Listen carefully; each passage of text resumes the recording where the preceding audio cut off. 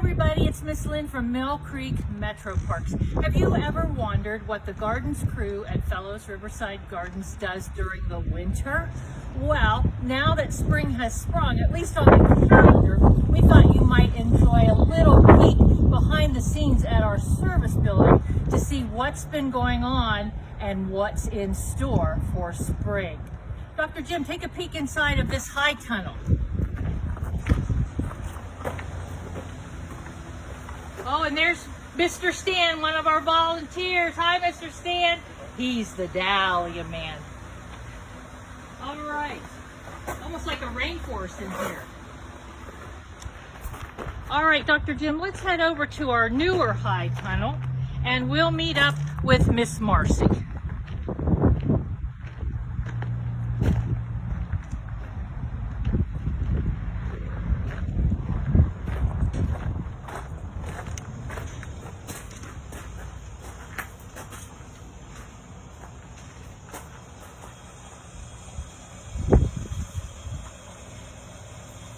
Hello, Miss Marcy, here we are. Oh, you got me with a handful of weeds. Oh.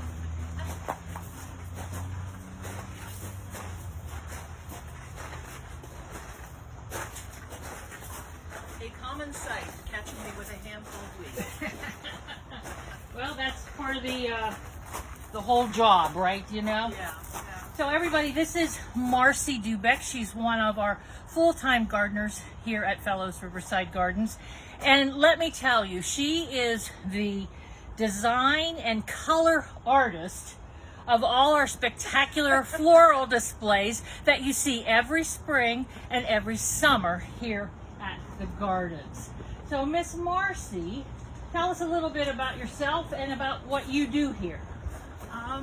Well, a lot of times you'll catch me right here, tending all these little plants. A long time ago, I was up in front of the main building, digging in the pots and planting some new planters, and a little girl came along and said, "Look, Mommy, her job is to play in the dirt." So I always introduce myself as, "Hi, I'm Marcy. My job is to play in the dirt." And you do an awesome job of that for sure. And I'm in charge of keeping the greenhouses running, ordering the plants, scheduling the plants, when to plant, what to plant, starting all the seeds, starting some cuttings, all of these things you see around, tending and hopefully keeping them growing. Well, and it's a lot of energy and time, and it's a lot of work you put into starting plants for the gardens and tending them and overwintering things. Now, I think it's a pretty common misconception that you guys don't have very much to do over the winter. Yeah, that's the other things as assigned, other duties as assigned in my description. When we're not in here, we, of course, like when we were supposed to film this the first time, we were out chipping the ice away. Ice and snow removal, ice and snow removal. We try to keep all the paths cleared so people can still come and visit in the snow, and they do. And they do. And they do. We have chemicals that we use, and we have to inventory all those and make sure that all our safety data sheets are all up to date because they come and inspect that. We do chemical inventories, we sharpen all our tools, we have to disassemble all our blowers and our mowers and change the oil and change the water, the air filters. And So equipment oil maintenance filters. and such, you know, as you're Yes, going along, yes, yeah. And plant inventories, you're catching up on plant inventories and plant labeling. Yeah, that's a big task. We use a program called Beach Base that I'm still learning. It lists every plant that we have had planted since the beginning here at Fellows, and where it is, and how many of them were planted, and where it came from, and all of the information of any. And that's an important record. Yeah, for the garden's history and for what we're going to build on for the future, wouldn't you say? Oh yeah. That way somebody can come in and say, "Do you have a Ohio buckeye tree?" And we can look it up and say it's in this bed and it was planted. It's this old. Yeah. Well, we stuck our heads in the other high tunnel. We saw Mr. Stan working with his dahlias and such.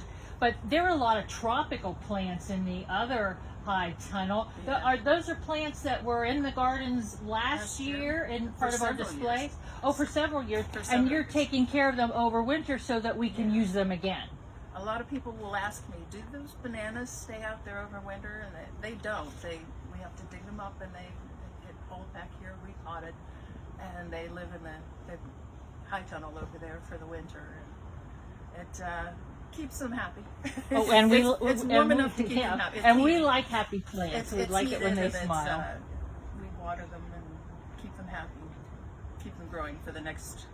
Well, and you several repotted orchids, right? You repotted orchids and such, and then you're also starting some seeds, right? And we'll Yeah. see some of those in a little bit when you take us on our tour. Yeah.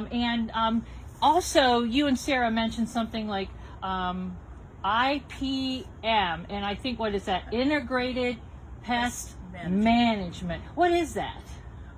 It's a big part of the job because where you have plants, you probably have bugs. Some good, some bad. I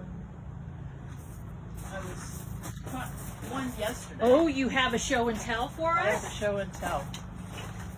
I'm gonna set this guy loose. He's a good guy. He looks like, if he wants to come out, he looks a lot like a stink bug. But he's known as an assassin bug, which is kind of a scary name, but only if you're an aphid or a bad bug. Oh. He takes care of aphids, and he'll eat just about everything except praying mantis that we also have in here. We do have aphids, and we have a predatory wasp that stings the aphids, and it actually hatches inside of them, and it makes aphid mummies. So it keeps the aphids under control. They're little nasty piercing, sucking insect that They are. is and they very, can- very Yeah, common. and they can do a lot of damage too, right? And we try to keep things controlled to the point where they're not doing too much damage, and we don't have to use a lot of pesticides. Okay. We just use the minimal amount of pesticide. Okay. And I think you also told me that you were starting some coleuses and some begonias from cuttings. This is some of what we have see here. right here. These green are coleus, and the orange here are coleus. Some sweet potato vine. Now these are from cuttings. Yeah. Now These you're are from gonna these- show us- They're from these hanging pots. We saved they these are. from last year. Oh, okay. And we took little pieces of them, and you put them in the soil, and they grow roots. And they will be new plants for next year, for the spring. And once we do our little tour, you'll tell people about the plugs and how you do those and everything and such. Yeah. So I'm going to ask if you will be so kind and take us on a little tour and show us what you have growing. But I have one question before we start that. What is the difference between a high tunnel and a greenhouse? The high tunnel is tunnel-like, I guess. These are covered with a double layer of polyplastic. It's very soft. It's just got this metal framework. It's heated with a big blower down at the other end and exhausted out the back. It's kind of like Quonset hut design, I guess you would call Okay. it. A greenhouse, I would say, is probably more of a permanent hard structure, and usually made of glass. Glass. Or Okay. polyplastic, or Okay. And the Friends of Fellows Riverside Gardens actually helped fund to purchase this high tunnel. yeah. And they this is- also then purchased these working tables for Yeah. you and such. And some of the volunteers Yeah. put them together for you. I think Mr. One- Stan was one of them, wasn't yeah, he? yeah. And boy, we sure miss having our volunteers. And Yeah. hopefully this It's year been very quiet it's for been a very long quiet, time. and we miss our volunteers, and we can't wait to have them back. So, Miss Marcy, show us what you have here as we go along. We have lots of succulents. If you've ever seen those little $5 pots that you buy at Lowe's, Home Depot, this is what they turn into if you have space for them to grow. Wow, okay. And these are the small ones. The other ones are in the other tunnel in big pots. They'll be outside again this And year. succulents are really popular right now, aren't they? These are the little ones. The little ones, the little ones. But they will turn into big things when you Well, when and you let them go. And some of them are blooming. You can see some of them are blooming. But these are held over for some of them 10, 15 years. And that's something else, keeping the weeds out of them, keeping the bugs out of them. We use them for pots. We use them for some decorations around the garden, in pots and in the ground. This year we'll be planting some in the ground, in the traffic circles. In the traffic circle. We'll have to go and see. Okay, well, we will always invite people to come and see your wonderful displays. Well, let's keep on moving down this way. You saw the cuttings here. Next along the way is the seeds. I'm starting seeds. And are these are called plugs or no? These That's what I'm growing. You're growing. Okay. I'm growing the plugs actually. These you can see the little tiny ones here. These are going to be cabbage and broccoli, and there's some mustard. So what is a plug, Miss Marcy? Does that already have a seed in it or no? Right behind you, you'll see some Plugs? some plugs. Those bright green there. Oh, right here? Those come in. They're already grown. Oh, okay. Oh, I see. Okay, I'm going to lift one out real quick. Maybe. Oh, I They're see. in a little bundle of roots. Oh, okay. Those Okay. are started by a plant broker, a plant grower, and we buy them as 1-inch plugs, and then we put them in individual pots and grow them on. But all these ones like this, these are ones we've started. Yeah, all Okay. of the seeds. Wow. Actually, the ones here with the orange tags are started by our volunteers for the plant sale. Those are peppers and tomatoes and some what else? I think that's just the start. They're peppers and tomatoes and artichokes. I see some artichokes. Artichokes, yes. Okay. And then over on, we walked past them real quick. If Dr. Joan will turn around. All of our adult coleus in different colors and sizes and shapes. Those are all held over from last year. These are caladiums. They're stored as bulbs, and I started these about 2 months ago. They like it a little bit warmer, so we had to keep them on a heat mat to get them started. Now the big tall green right there in the middle with the thick stem, is that a That is a what they call an angel's trumpet. is that a Brugmansia? Yeah. Those are And then beautiful. there's a couple more. They'll be appearing in the landscape too. Okay, all right. So people will be able to come down and hunt Yeah. for them and such. These caladiums will be up on the south terrace, at the southern end of the gardens. Okay. And then we have begonias. These are held over from last year too. They did really well, and they'll probably end up as hanging baskets or just someplace we need a little spot of color. They're more of a shade-loving plant, and they've gone crazy blooming right now. They're happy. Yeah. They're very happy. Little food, little water, and they're very cute. And then over here, these are going to go out shortly, aren't they? Yeah, these are pansies. They were started in December of last year. Oh, they were. Okay. They were started from seed. We start those about December. And I see a petunia peeking through the milk. We have some pretty weeds too. Well, they if just you- volunteer plants. They just show up. You can sneak a peek at the book here. This is how I do my plants. Is that the designs for this coming spring? And This is summer? going to be in our Dior beds. You can see the pink tulips and the black tulips, and they'll be underplanted with these black pansies. Now, how long ago did you start actually planning for the spring and summer displays for this year? What's your timeline? How does that work? I started putting this book together probably about March of last year. Okay. It was in my head.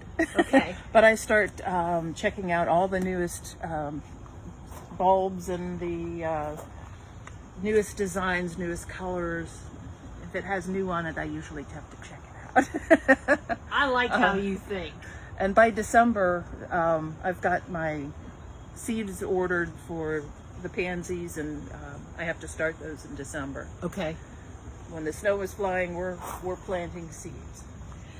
Well, It takes a while for them to get. Well, and even before the snow flies, you've actually been planting bulbs in the garden Yeah. for this year's Actually- spring display. The bulbs that go with these got planted in October. October. We try to get all our bulbs in the fall before. They have to go in fall, then they need a cool period, and they pop up in the spring. And I heard 41,000 bulbs we That's planted. right, that's Oh right. my goodness gracious. That's about average. That's about average, yeah. And then I think you mentioned that in our permanent collection of flowering bulbs, we have about 20,000. Yeah. And then we planted new perennials last year, about 247.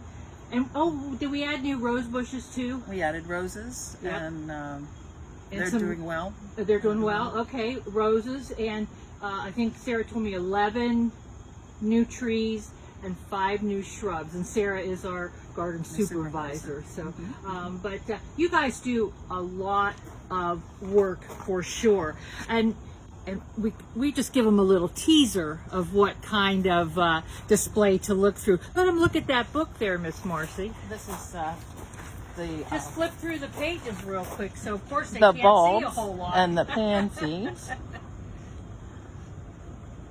And you'll see there are lots of pinks and purples and what I like to call girly colors. Well, the ones that everybody looks at and says, "Oh, it's so they're pretty." so beautiful. They're so beautiful. Well, So I hope so that everybody will come out and see I'm them. sure they will. They're always spectacular. And when Mother Nature cooperates, we can't ask for anything more than that. Miss Marcy, thank you for spending time with Thank you Dr. for- Jim and I, and Thank you for coming to visit. and giving us a little tour here in the high tunnel. And we hope that all of you will come down to Fellows Riverside Gardens and check out our spring floral displays. They're going to be spectacular, and you'll be able to keep an eye out for some of the plants that Miss Marcy pointed out here today. See if you can find them growing in the gardens. So remember, there's always something blooming here at Fellows Riverside Gardens in beautiful Mill Creek MetroParks, and we hope to see you in the park soon. Bye, everybody.